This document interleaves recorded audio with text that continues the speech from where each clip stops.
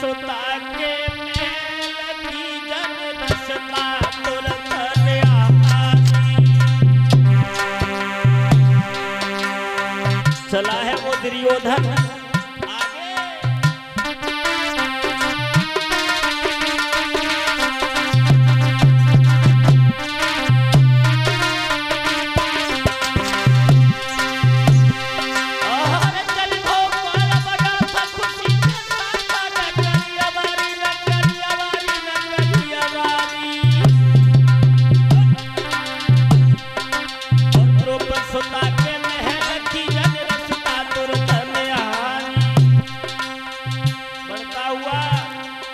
द्रौपदी के महल के जब पास में आया, लख सुंदर मीनारी और दीवार बुद्धि कलाई, खाने में पड़ियो पाँव रोग सखाई।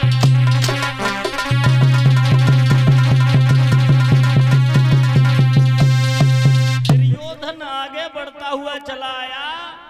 बढ़ते बढ़ते बढ़ते बढ़ते द्रौपदी के महल के जब पास में कोई दुर्योधन आ जाता है, लेकिन दुर्योधन ने ये नहीं समझा यहाँ पर थल है या जल है।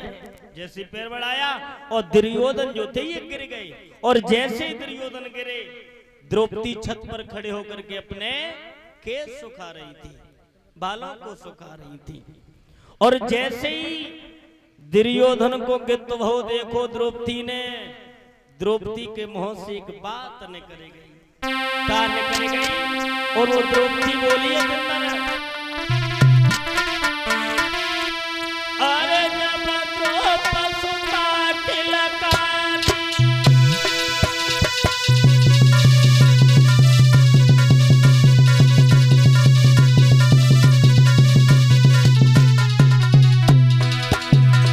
द्रौपदी छत पर खड़े होकर के हंसने लगी। एक बात कही और दुर्योधन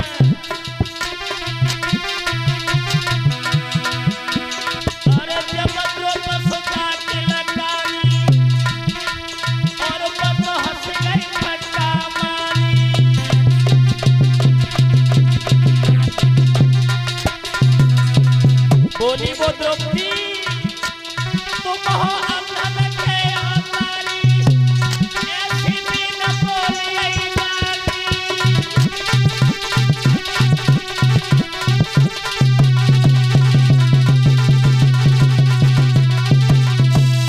यहाँ तक हुआ है। जैसी दुर्योधन गिरे, द्रौपदी के मुंह से एक बात निकल गई, ओए ओए हो तुम्हें दिखाई कहां से देखा, अंधों के अवतारी तो अंधा ही पैदा होते, भाई तुम्हें दिखाई कहां से देगा। और दुर्योधन ने जब ये शब्द सुने हैं, क्या द्रौपदी हमसे कह रही, बोली हाँ तुमसे ही कह रहे हैं, अंधों के अवतारी तो अंधा ही होते हैं, भला तुम्हें दिखाई कहां से देगा। दुर्योधन को क्रोध आ गया। दुर्योधन कहने लगा द्रौपदी क्या कह रही है कि अंधों के अवतारी अंधा ही होते हैं, लेकिन द्रौपदी कहां तुझे पता था, मैं अपने भाइयों से मिलने के लिए जा रहे थे, आज तूने रिस में बस विष भूल दिया। क्या कह रही है कि अंधों के अवतारी अंधा होते हैं, और लेकिन द्रौपदी अब तुझे ये नहीं मालूम है हम अपने भाइयों से नहीं मिलेंगे।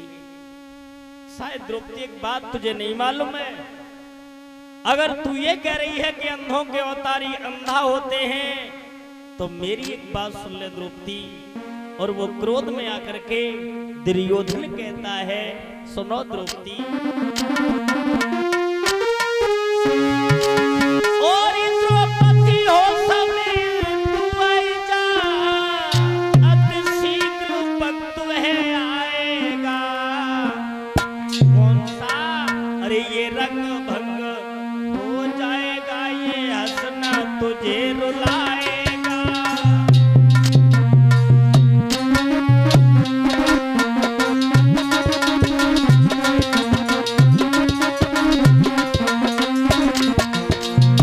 बोला है वो दुर्योधन, सुनो द्रौपदी, अरे हमसे कह रही है कि अंधों के अवतारी अंधा होते, लेकिन तुझे नहीं मालूम है। ओ द्रौपदी हो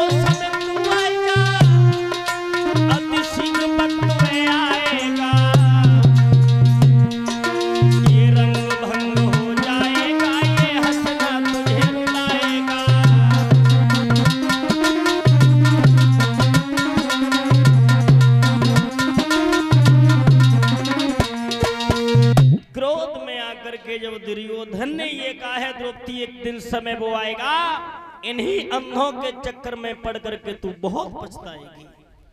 इतनी बात कह करके दुर्योधन वहां से वापस होकर के अपने महलों में आता है। और जब महलों में आता है तो मामा शकुनी ने देखा, तो मामा शकुनी ने एक सवाल कर दिया, क्यों लाला, तुम्हें इधर से गए थे तो तुम्हारा ये चेहरा फूल की तरह से खिल रहा था, उधर से आए तो ये चेहरा तुम्हारा मुरझा काहे को गया, क्या हुआ? उदासी का कारण हमें जरूर बताओ। आंखों में आंसू लेकर के दुर्योधन अपने मामा शकुनी से एक बात कहता है, मामा तुम्हें तो मालूम है कि हम अपने भाइयों से मिलने के लिए गए थे, पांडवों से मिलने के लिए गए थे। मामा मैं द्रौपदी के महल के पास में जब पहुंच गए, किसी कारण से हमारा पैर फिसल गया और हम जमीन पर गिर गए। द्रौपदी छत पर खड़े होकर के एक बात कह रही थी, मामा कि अंधों के अवतारी अंधा ही होते हैं। मामा मैं सुख की नींद तभी सोएंगे जब उस पांचाली को अपनी जंघा पे नग्न अवस्था में बैठा लेंगे। एक बात कहिए मामा, अरे मामा कछुआ काली रे बताए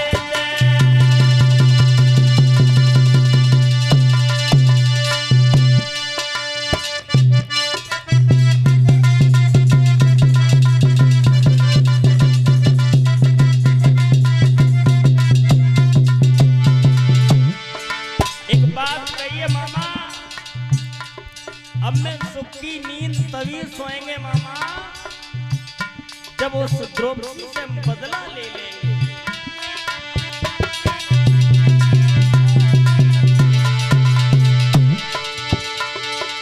अरे मामा कछुआ चली बताई दे, जो पसुता पहला बुलवाई दे।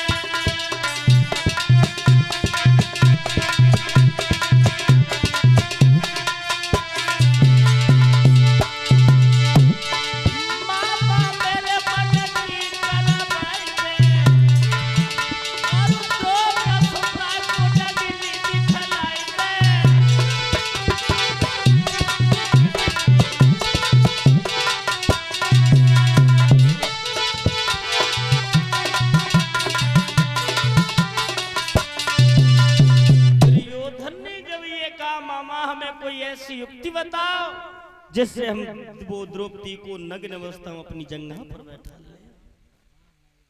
एक बात कही है मामा शकुनी ने, लाला और किसी चीज में तुम पांडवों से जीत नहीं पाओगे।